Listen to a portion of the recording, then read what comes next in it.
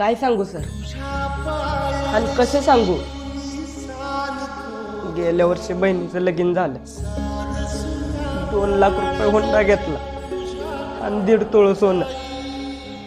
तवा काढलेलं कर्ज भेटलं नाही तर वर चुलत्यानं केस टाकली वावराच्या वाटण्याची. तिथं पैसा गेला, केस हरलो, घराच्या वाटण्या झाल्या. आता तर कुणाच्या घरात राहतोय सर. तिकडून उंदीर येतोय तर तिकडून घुस येत्या.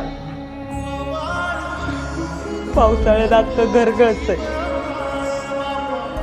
घरातली भांडी कमी पडते पण पत्राची पानं काय गाळायची थांबत नाही.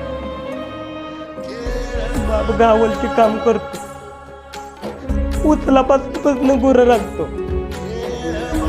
तरी बी आज भाकरी खाल्ली तर उद्याची काळजी वाटते.